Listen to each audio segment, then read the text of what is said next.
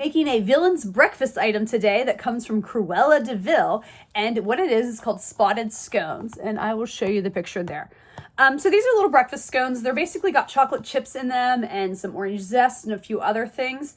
We'll put them together. If you remember in the Princess Cookbook, there was a scone recipe from Merida that was inspired by Merida that had raisins in it. And these are different. Like, they're similar, like they're still scones, but these are definitely different takes on the recipe. And there's some things in this one that you have to do that you didn't have to for the Merida one. First step is I'm going to mix together the dry ingredients. And the first ingredient, of course, is flour, which I have 2 cups of. Next, I'm putting in some sugar, and there's just a few tablespoons of this. Next, I'm adding some salt in, and it said to use a kosher salt, which I did, and it is a little bit thicker than normal salt, or a little bit more coarse. And then I'm getting ready to put in some baking powder.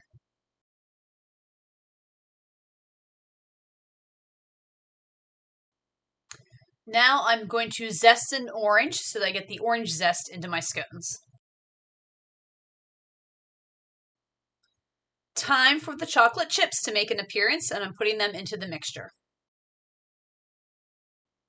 Now just giving everything a good whisk before I move on to the wet ingredients. I have 1 egg in this bowl, and now I'm getting ready to add some vanilla to the egg.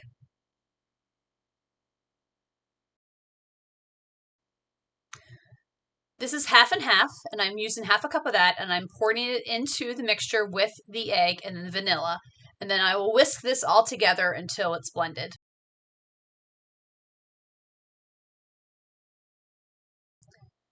So back to the dry mixture. Before I add the liquid I just made with the egg and the half and half, I am to take a stick of butter, unsalted butter, and I am to grate it into the dry mixture.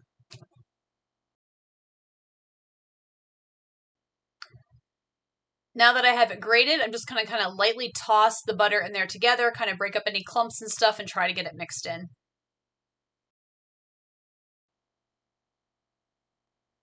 Now it's time to add the liquid mixture in with the dry mixture, and it says just to combine it together and stir it together until the dough is moistened and not to overmix it.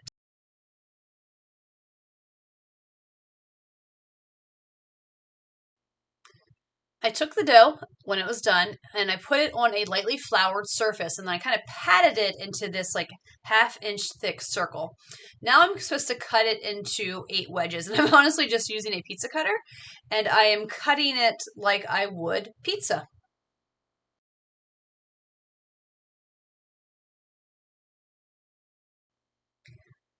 I put the cut scones on a parchment lined baking sheet, and in this bowl I basically have 1 egg and a tablespoon of water, and I'm whisking it together. What I'm going to do then is I'm going to use this as sort of a wash to go over my scones. Using a pastry brush, I am taking the egg wash that I just made with the eggs in the water, and I'm generously covering the scones with this mixture.